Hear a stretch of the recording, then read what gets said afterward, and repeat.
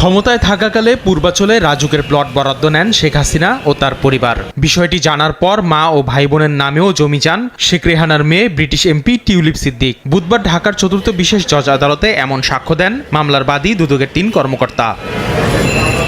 Plot দুর্নীতির ৩ মামলায় আদালতকে তারা জানান, জমির জন্য শেখ হাসিনার ওপর চাপ প্রয়োগ করেন টিউলিপ সিদ্দিক। পরে প্রধানমন্ত্রীর কার্যালয় থেকে রাজুক চেয়ারম্যানকে বরাদ্দের নির্দেশ দেওয়া হয়। সাবেক প্রধানমন্ত্রী শেখ হাসিনার উপর প্রভাব এবং চাপ প্রয়োগ করে তার ভাই বোন এবং মাকে প্লট প্রাপ্তির ব্যবস্থা করে দিয়েছে। রাজধানীতে স্থাবর সম্পদ থাকার পরও কোনো আবেদন ছাড়াই শেখ রেহানা, রাদওয়ান মুজিব সিদ্দিক ও আজমিনা সিদ্দিক প্লট বরাদ্দ নেন বলে জানান সাক্ষীরা। দুদক আইনজীবীরা বলেন, আবাসন নীতিমালার সব আইন লঙ্ঘন করেছেন আসামিরা। অবৈধভাবে তার সুবিধা পাওয়ার আশায় প্রধানমন্ত্রীর কার্যালয় থেকে যে নির্দেশনা গিয়েছে সেই নির্দেশনা অনুযায়ী তারা এই প্লট বরাদ্দের বিষয়ে তারা রাজুকের যে চেয়ারম্যান তাকে সুপারিশ করেছে বা নির্দেশ দিয়েছে। জমি থাকা সত্ত্বেও ওনার হলফনামায় ওটা কনসিল করে প্লট উনি বরাদ্দ নিয়েছেন। এর আগে সোমবার একই অভিযোগের 3টি মামলায় সাক্ষ্য গ্রহণ হয়েছে।